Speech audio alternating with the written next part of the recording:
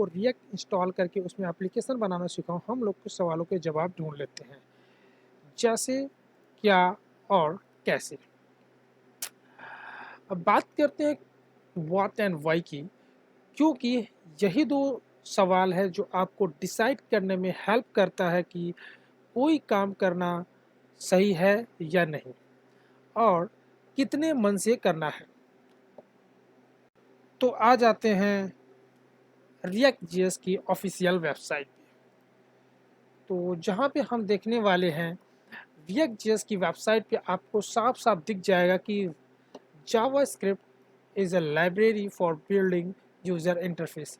इसका मतलब साफ है कि रिएक्ट जेएस आपका एक जावास्क्रिप्ट लाइब्रेरी है जिसका इस्तेमाल किया जाता है वेब एप्लीकेशन यूज़र इंटरफेस को बनाने में। रिएक्ट जेएस मेंटेन किया जाता है फेसबुक के थ्रू। अगर आप इसकी वेबसाइट पे जाएंगे तो आपको नीचे या कहीं डिटेल्स में आपको मिल जाएगा कि ये रहा, फेसबुक के थ्रू ओपन सोर्स है, तो ये मेंटेन किया जाता है फेसबुक के थ्रू। और रिएक्ट जेएस एक लाइब्रेरी है, फ्रेमवर्क नहीं है। हाँ, काफ़ी सारे लोगों के पास एक कन्फ्यूज़न है कि वो ये बोलते हैं रिएक्ट जेएस एक फ्रेमवर्क है। हाँ, बिल्कुल ऐसा हो सकता है कि वो ऐसा सोचते हैं, क्योंकि रिएक्ट का direct competition angular JS view के साथ है। एंगुलर जेएस और व्यूज क्या है, बेसिकली फ्रेम जावास्क्रिप्ट फ्रेमवर्क है, और डायरेक्ट कंपटीशन होने की वजह से लोग इसको एज अ फ्रेमवर्क भी बोलते हैं, बट ये फ्रेमवर्क है नहीं। अब फ्रेमवर्क क्या होता है? फ्रेमवर्क के पास बहुत सारे ऐसे फीचर्स होते हैं जो उसको एक फ्रेमवर्क बनने के लिए, रिएक्ट जेएस में वो सारे फीचर्स नहीं हैं जो एक फ्रेमवर्क में होने चाहिए। जैसे राउटिंग, राउटिंग मैं, और रही बात राउटिंग की, तो राउटिंग क्या होता है मैं आगे वीडियोस और डालूंगा तो उसमें मैं बताऊंगा राउटिंग क्या होता है, और उसके साथ साथ और भी फीचर्स बताऊंगा जो बेसिकली एक फ्रेमवर्क में होता है। इसका मतलब साफ साफ है कि रिएक्ट के पास वो कंपोनेंट, वो फीचर्स नहीं है, जिसकी वजह से रिएक्ट वालों ने भी इसको लाइब्रेरी बोला है, फ्रेमवर्क नहीं बोला है। हमारा एक सवाल हो सकता है कि हम लोग रिएक्ट क्यों सीख रहे हैं, एंगुलर और व्यू क्यों नहीं सीख रहे हैं, जबकि एंगुलर और व्यू के पास ज़्यादा फीचर्स हैं, ज़्यादा पावर्स हैं। तो जबकि रिएक्ट ज़्यादा पॉपुलर है और लोग ज़्यादा सीख भी रहे हैं, एंगुलर और व्यू को उतना ज़्यादा नहीं सीख रहे हैं। ऐसा क्यों? ऐसा इसलिए क्योंकि रिएक्ट जेएस को एक्सटर्नल लाइब्रेरी की मदद से हम उसका उपयोग करके एक फ्रेमवर्क की जितना ही पावरफुल बना सकते हैं एंड देन यूज़ कर सकते। रिएक्ट में अगर हम एक्सटर्नल लाइब्रेरीज को यूज़ कर लें तो ये भी एंगुलर की तरह और व्यू की तरह पावरफुल हो सकता है। तो देखो, एक्सटर्नल यूज करना। अब आप लोग का एक सवाल हो सकता है, क्वेश्चन हो सकता है कि हम एक्सटर्नल लाइब्रेरी को यूज़ करके रिएक्ट को एंगुलर और व्यू की जितना पावरफुल बना रहे हैं, तो इससे अच्छा है कि हम ऐसे ही लाइब्रेरी को चूज़ करें या फ्रेमवर्क को चूज़ करें या लैंग्वेज को चूज़ करें जिसके पास ये सारे पावर पहले से ही है। हम क्यों एक ऐसी लाइब्रेरी को चूज़ करके उसके अंदर एक्सटर्नल लाइब्रेरी डाल के फिर उसके बाद उतना पावर दे के हम उसके कंपटीशन में ला के उसको यूज़ करना चाहते हैं? ऐसा क्यों? रिएक्ट में हम रिएक्ट जो कि लाइब्रेरी है, इसके अंदर एक्सटर्नल लाइब्रेरी यूज़ क्यों कर रहे हैं, एक फ्रेमवर्क के पावरफुल फ्रेमवर्क के कंपेयर में उसके लेवल पे लाने के लिए।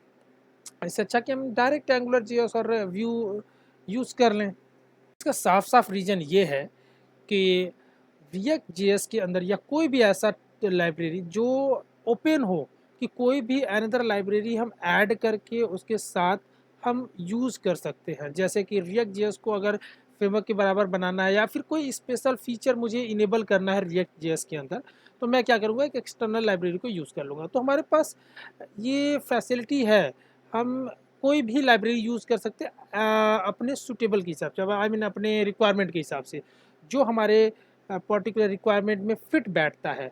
हो सकता है कि एक ही प्रॉब्लम को सॉल्व करने के लिए मार्केट में कई सारे लाइब्रेरी अवेलेबल हो, तो मैं ओपन हूँ कि कोई भी लाइब्रेरी मैं यूज़ कर सकता हूँ। मैं बाउंड नहीं हूँ कि सिर्फ यही वाला लाइब्रेरी यूज़ करना है जो दिया गया है। और जो फ्रेमवर्क है जिसके साथ सब कुछ मिला था, तो हमारे पास एक ये हो जाता है कि हम एक बाउंड है, एक बाउंडेशन में बंधे हुए कि जो उसके साथ मिला है आप वही यूज़ करना है, उसके अलावा आप यूज़ नहीं कर सकते। रिएक्ट ने कहा कि नहीं, हम आपको कुछ नहीं दे रहे हैं, आपको जो यूज़ करना वो यूज़ करो, ज़रूरत के हिसाब से यूज़ करो। तो बेनिफिट इसका एक दूसरा और मिल जाता है। पहला बेनिफिट तो ये रहा कि आप ओपन हो कुछ भी यूज़ करने के लिए। दूसरा बेनिफिट ये मिल जाता है आपको कि आपका जो एप्लीकेशन है वो लाइट वेट हो जाता है। लाइट वेट होने का मतलब ये है कि अगर फ्रेमवर्क जैसे है, अगर मैं फ्रेमवर्क यूज़ करता हूँ तो उसके अंदर ऐसे बहुत सारे फीचर्स आ जाते हैं जिसकी मुझे ज़रूरत ही नहीं है। बट फ्रेमवर्क है तो उसके अंदर लाइब्रेरीज तो होंगे ऑलरेडी, मतलब वो फीचर्स होंगे, तो वो फीचर्स होने की वजह से वहाँ पे कोडिंग लाइब्रेरीज फाइल्स होंगे जो आपके एप्लीकेशंस के अंदर मिल जाएंगे। जबकि रिएक्ट जेएस में हम ओपन है तो ओपन होने की वजह से क्या है कि हमें ज़रूरत नहीं है तो वो सब पहले से है ही नहीं, जितना ज़रूरत है सिर्फ उतना लो। तो आपका जो एप्लीकेशन का साइज़ है वो काफ़ी छोटा हो जाता है, और छोटा होने की वजह से वो काफ़ी फास्ट परफॉर्म करता है। और एग्जाम्पल की बात करें तो जैसे कि आजकल ऑनलाइन पे बहुत सारे प्लेटफॉर्म्स हैं जहाँ पे आपको कोर्सेज प्रोवाइड किए जाते हैं, जैसे कि यूडमी है, अपग्रेड है, स्कैलर्स है, बहुत सारे ऐसे प्लेटफॉर्म्स हैं जहाँ पे आप जाके एक पर्टिकुलर कोर्स आप परचेज कीजिए। उस कोर्स के अंदर बहुत सारे चैप्टर्स होंगे, उस चैप्टर वाइज आप पढ़ के आप एक पर्टिकुलर स्किल्स को या सब्जेक्ट को सीख सकते हैं। बट ऐसे केसेस में जो वो मीन क्लेम करते हैं कि हम आपको सारे चैप्टर्स देंगे उस पर्टिकुलर सब्जेक्ट का। तो अगर मैंने उस सब्जेक्ट को पढ़ना स्टार्ट किया, उस स्किल्स को पढ़ना स्टार्ट किया, और उसमें से कोई एक चैप्टर या टॉपिक मुझे समझ में नहीं आता, तो क्या मैं दूसरा कोर्स खरीदूंगा? यस, मुझे खरीदना ही होगा, क्योंकि उनके पास कोई ऑप्शन नहीं है।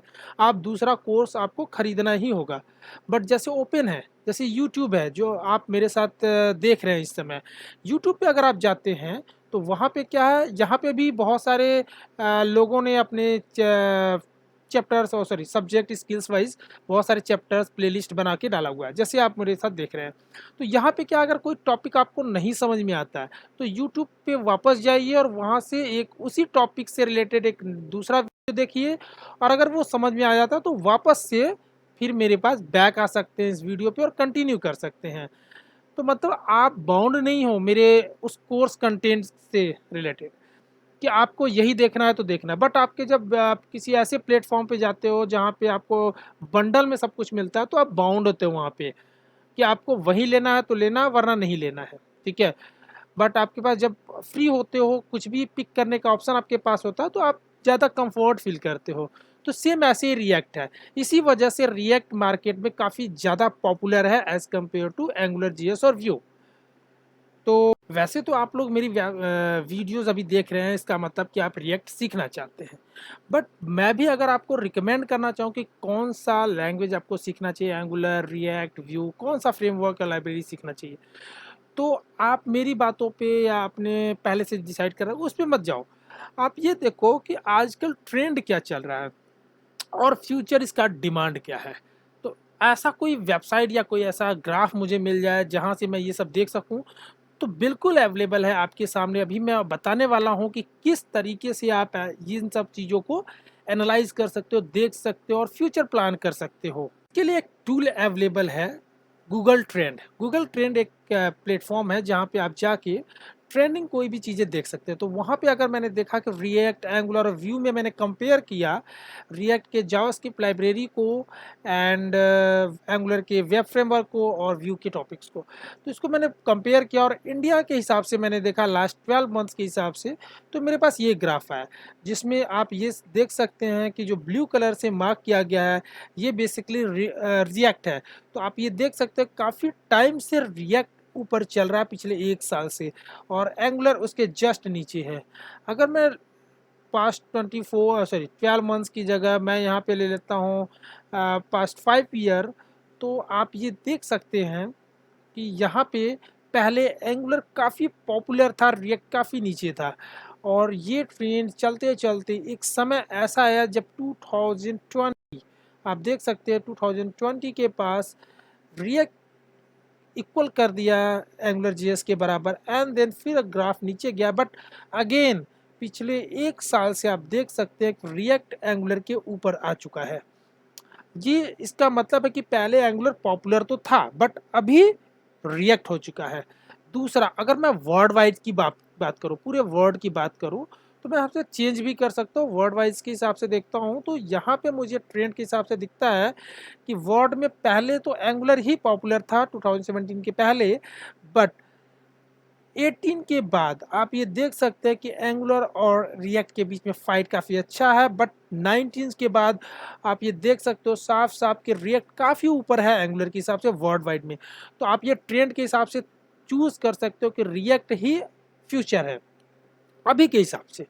फ्यूचर कभी भी चेंज हो सकता है, कभी भी हो सकता है कि एंगुलर कोई ऐसा फीचर लेकर आए जिसकी वजह से अचानक में रिएक्ट के ऊपर हो जाए या अचानक में डाउन भी हो जाए, तो कुछ भी हो सकता है। बट अभी के हिसाब से हम प्रेडिक्ट कर सकते हैं कि रिएक्ट काफ़ी ऊपर जाने वाला है, क्योंकि पिछले टाइम से आप देख रहे हैं यहाँ से यहाँ तक ये ऊपर ही जा रहा है। ठीक है, अब बात करते हैं कि रिएक्ट से बनता क्या है, मतलब इसके स्पेशल फीचर्स क्या है, किस वजह से हम रिएक्ट यूज़ करते हैं। तो रिएक्ट एक सिंगल पेज एप्लीकेशन डेवलप करने के लिए बेसिकली लाइब्रेरी है। अब सिंगल पेज एप्लीकेशन और बाकी के जो टाइप ऑफ एप्लीकेशंस हैं उसमें क्या डिफरेंस है, तो हम ये पहले जान लें कि अभी दो तरीके के एप्लीकेशंस बनाए जाते हैं, सिंगल पेज एप्लीकेशन और multi page application. Single page application का मतलब होता है कि एक ही पेज से पूरे एप्लीकेशन को ही हैंडल किया जाता है, मतलब आपका एक ही पेज होगा, उसी से सब कुछ हैंडल किया जाएगा, उसके व्यूज़ को चेंज कर करके। और एक होता है मल्टी पेज एप्लीकेशन, जो कि अगर हम बहुत पहले जाएं, कुछ समय पहले, तो मल्टी पेज एप्लीकेशन काफ़ी ज़्यादा पॉपुलर था, बट उसमें कुछ इशू था, इस वजह से हम उसको यूज़ नहीं करते थे। अब बात करते हैं कि ये काम कैसे करता है। तो आप सामने देख रहे होंगे कि मल्टी पेज एप्लीकेशन जो कि नॉर्मल वेबसाइट्स होता था, इसमें कैसा होता है, अभी भी होते हैं बहुत सारी ऐसे एप्लीकेशन है जो मल्टी पेज एप्लीकेशन है, और सिंगल पेज भी एप्लीकेशन मार्केट में बहुत है। जैसे कि आप फेसबुक को देख लेंगे तो सिंगल पेज एप्लीकेशन है, बट बीबीसी न्यूज़ वाली जो वेबसाइट है वो मल्टी पेज एप्लीकेशन है। तो हम आते हैं सबसे पहले इसका जो रिक्वेस्ट एंड रिस्पॉन्स फ्लो है उसको हम देख लेते हैं। रिक्वेस्ट एंड रिस्पॉन्स फ्लो में अगर देखेंगे तो सपोज ये हमारा सर्वर है और ये हमारा क्लाइंट है, क्लाइंट मशीन है, जहाँ से बेसिकली एक वेबसाइट के लिए रिक्वेस्ट किया जाता है, एक पेज के लिए रिक्वेस्ट किया जाता है। सपोज ये पेज है और यहाँ से मुझे एक पर्टिकुलर एरिया में कोई अपडेट, जैसे एक मैं फॉर्म सबमिट करता हूँ या फिर कोई लाइक या सबमिट या पोस्ट रेज करता हूँ या कुछ भी हो सकता है, मैं एक छोटा सा कोई अपडेशन परफॉर्म करता हूँ।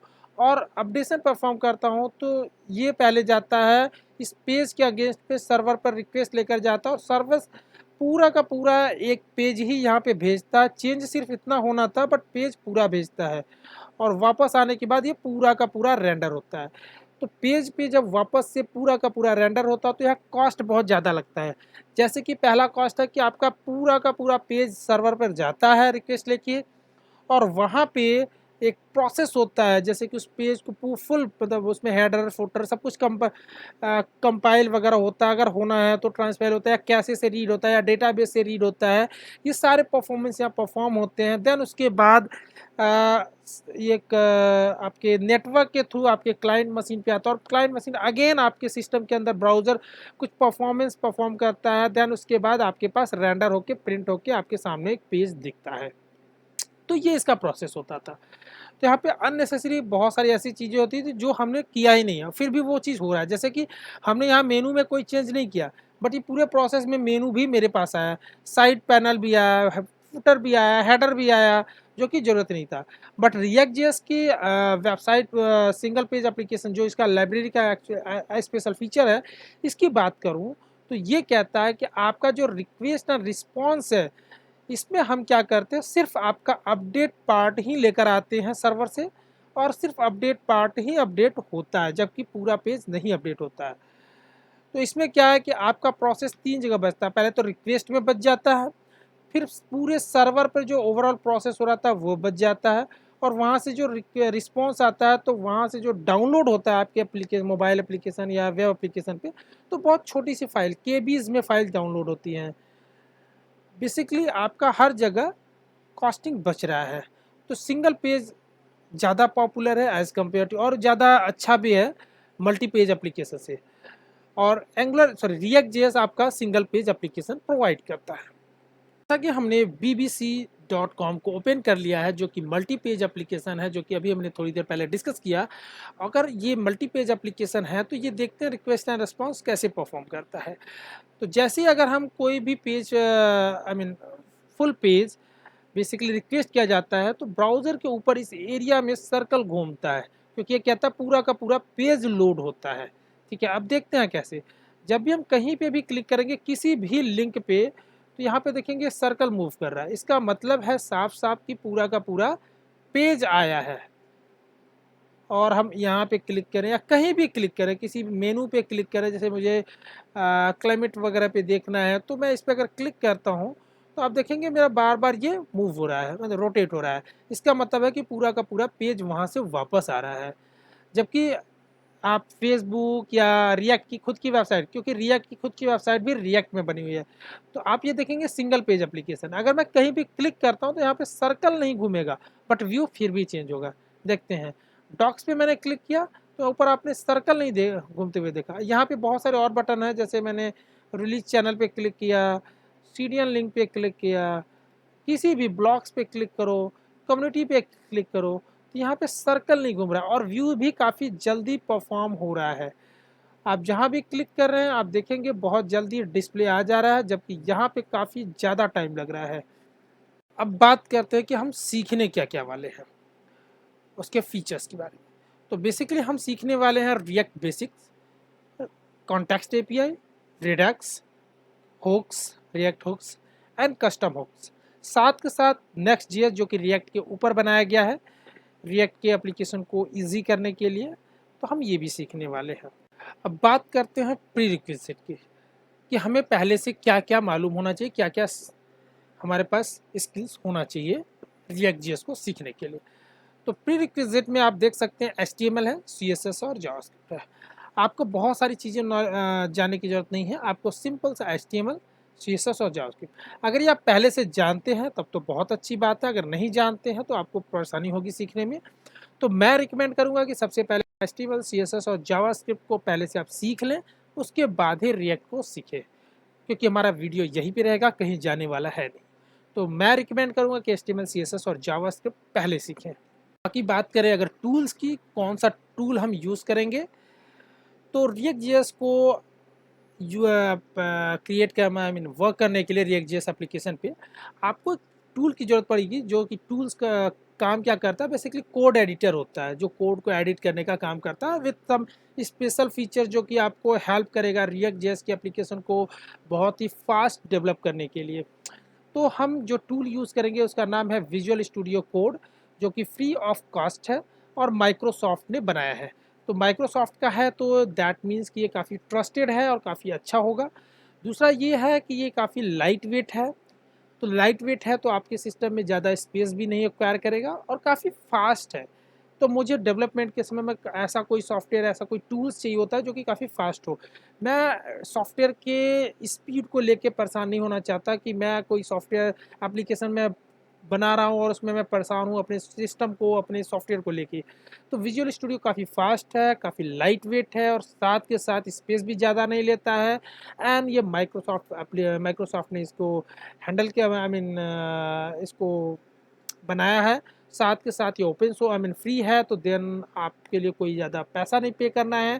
तो आप सिंपल लिखेंगे विजुअल स्टूडियो कोड और वापस से चलते हैं एप्लीकेशन पे, एक वेबसाइट पे विजुअल स्टूडियो कोड के पास, और यहाँ पे आपको ऑप्शन मिल जाएगा डाउनलोड के लिए। अगर आप विंडोज़ माइक्रोसॉफ्ट का विंडो यूज़ कर रहे हैं तो विंडोज़ का इंस्टॉलर डाउनलोड करेंगे, मैक यूज़ कर रहे हैं तो मैक का यूज़ करेंगे, लिनक्स यूज़ कर रहे हैं तो लिनक्स का, जो भी आपको चाहिए उसका डाउनलोड कीजिए। इंस्टॉलर बहुत ही ईजी है, आप डाउनलोड करेंगे, डाउनलोड होने के बाद क्लिक क्लिक क्लिक करेंगे, 2-3 क्लिक में आपका इंस्टॉल हो जाएगा। कुछ करना नहीं है इसमें। इंस्टॉल होने की जस्ट बाद मेरे सिस्टम में ऑलरेडी इंस्टॉल है तो मैं इंस्टॉल करूँगा नहीं, बट आपको फिर भी दिखा देता हूँ कि डाउनलोड कैसे होता है। विजुअल इसमें विंडोज़ वाले में मैं क्लिक करता हूँ तो थोड़ी देर में ये थैंक यू आ चुका है और नीचे आप देखेंगे तो ये डाउनलोड हो रहा है। 75 MB का है। जब तक ये डाउनलोड होता है तो मैं दिखा देता हूँ कि विजुअल स्टूडियो ओपन कैसा होता है, क्योंकि मेरे पास ऑलरेडी इंस्टॉल है। तो मैं पहले चलता हूँ विजुअल स्टूडियो ओपन करने के लिए, तब तक ये चल ही रहा है। इस पर क्लिक कीजिए स्टार्ट बटन पे और यहाँ पे लिखिए visual studio, visual code, visual studio code लिखेंगे और आपके सामने ओपन होने से पहले ही हमने देखा कि यहाँ पे डाउनलोड हो चुका है। तो मैं क्लिक कर इंस्टॉल करके दिखा देता हूँ। ये बटन पे आप क्लिक करेंगे इंस्टॉलर EXE फाइल पे, जो कि आपके डाउनलोड फोल्डर में होगा। मैंने क्लिक कर दिया है, ये थोड़ी देर में ओपन हो जाएगा और ये मैंने ओपन कर लिया है। आप सिंपली इसे एक्सेप्ट करेंगे, नेक्स्ट करेंगे। इसके टर्म एंड कंडीशन को आप अच्छे से अगर पढ़ना है तो पढ़ लीजिए, मेरे लिए काफ़ी बड़ा है और मैंने काफ़ी बार पढ़ रखा है, तो मैं इसे एक्सेप्ट करूँगा और नेक्स्ट करूँगा और क्लिक कर दीजिएगा डेस्कटॉप आइकन के लिए और ये सारे बटन्स को क्लिक कर लीजिएगा, इसमें से कोई छोड़ना नहीं है। नेक्स्ट कीजिएगा, उसके बाद सिंपल इंस्टॉल कर लीजिए और आपका इंस्टॉल हो जाएगा। मेरे सिस्टम में ऑलरेडी इंस्टॉल है तो मैं इंस्टॉल करूँगा नहीं, कैंसिल कर लेता हूँ। मैं ओपन करके दिखा देता हूँ। विजुअल स्टूडियो ओपन करने के लिए विजुअल स्टूडियो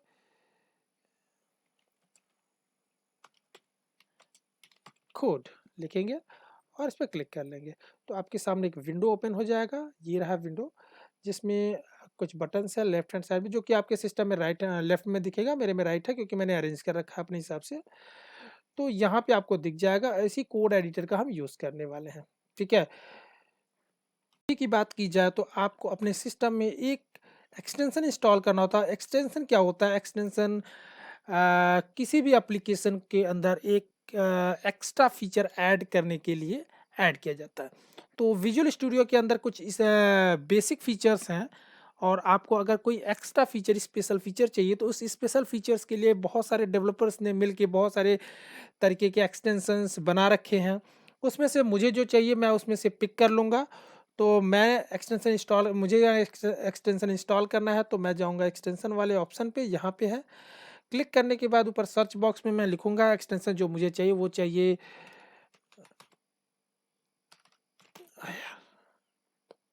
पीटर। और इस पर क्लिक करने के बाद यहाँ पे आपको मिलेगा इंस्टॉल बटन, जो कि मेरे पास ऑलरेडी था पहले से ही, तो मैंने इंस्टॉल कर दिया है। आपको अब यहाँ पे बेसिकली डिसेबल और अनइंस्टॉल दिख रहा होगा क्योंकि मैंने ऑलरेडी इंस्टॉल कर दिया है।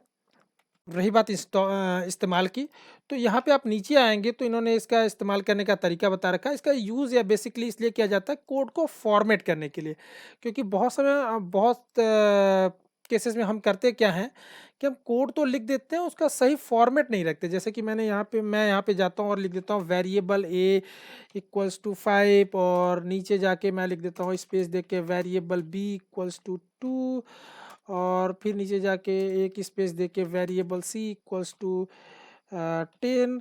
तो कोई फॉर्मेट नहीं है, कोई आगे है कोई पीछे है। तो इन सब को फॉर्मेट करने के लिए आपको बेसिकली एक ऐसा एक्सटेंशन चाहिए जो कि ऑटोमेटिक इसको फॉर्मेट कर दे या फिर आपके रिक्वेस्ट के ऊपर परफॉर्म करे। आप लोग नीचे देख सकते हैं इसके डॉक्यूमेंट में, जब मैंने इंस्टॉल किया था तो ये पेज खुला हुआ था, नहीं तो आप एक्सटेंशन पे वापस आके सर्च करके इस पर फिर से क्लिक करेंगे तो ये पेज खुलेगा और नीचे इसके हेल्प्स भी दिए होंगे। तो मैं नीचे चलता हूँ उसके, जहाँ पे इन्होंने बेसिकली कमांड दे रखा है यूजेस के लिए दिया है इन्होंने। तो इन्होंने बोला है कि अगर आप मैक यूज़ करते हैं तो basically command shift P press कर देंगे, डॉक्यूमेंट फॉर्मेट हो जाएगा।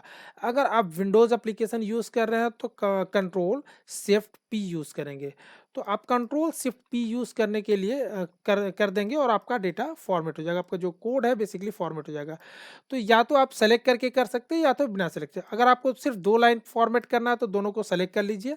अगर पूरे पेज को करना है तो सिलेक्शन की ज़रूरत नहीं है, कंट्रोल शिफ्ट पी कर देंगे और यहाँ पे आपको अगर नहीं मिला तो यहाँ पे देख लीजिए। बात करें फॉर्मेट की, तो फॉर्मेट के लिए आपको करना क्या होगा, सबसे पहले सेटिंग्स में जाना है। सेटिंग्स में जाने के बाद सेटिंग पे क्लिक करना है और ऊपर सर्च एरिया में लिखना है कि मैं चाहता हूँ कि ऑटोमेटिक जब भी मैं सेव, यहाँ से फाइल में जाके फाइल को सेव करूँ और ये फॉर्मेट हो जाएगा। तो इसके लिए मुझे यहाँ लिखना होगा फॉर्मेट ऑन सेव, तो ये ऑप्शन मिल जाता है तो मैं यहाँ पे चेक कर दूंगा। ठीक है, वापस से आता हूँ पेज पे और कुछ करना नहीं है, वापस आइए। और जैसे इस फाइल में कोई चेंजेस करते हैं, चेंजेस नहीं भी करते हैं, आपको सिंपली यहाँ पे आना और सेव बटन पे क्लिक करना। आप देखेंगे फॉर्मेट हो गया, एक लाइन में हो गया। जैसे मैं कोई फंक्शन लिखता हूँ, सपोज मैं कोई फंक्शन लिखता हूँ डिस्प्ले डिस्प्ले और उसके बाद मैं ऐसे करता हूँ और काफ़ी स्पेस देके कमेंट लिखता हूँ XYZ, और यहाँ पे लिखता हूँ console.log, और यहाँ पे लिख देता हूँ हेलो। काफ़ी ज़्यादा स्पेस और ऐसे करके मैंने लिख दिया एक, और यहाँ वापस से लिख देता हूँ नीचे यहाँ पे। ठीक है, तो बेसिकली मैंने यहाँ पे लिख दिया ऐसे, और मैं इस फाइल को जाता हूँ सेव करने, तो यहाँ पे आता हूँ और सेव पे क्लिक करता हूँ, तो ये देखेंगे ऑटोमेटिक फॉर्मेट हो गया, सेमी कॉलन ऊपर हो गया, ये एक लाइन में आ गया, यहाँ पे जो एक्स्ट्रा स्पेस दिया था वो कंप्लीट हट गया है। तो ये चीज़ें यहाँ पे ऑटोमेटिक फॉर्मेट हो। सो थैंक यू गाइस, मेरा एक पर्सनल रिक्वेस्ट है आप लोगों से, please subscribe my channel and stay tuned. Thank you, bye bye.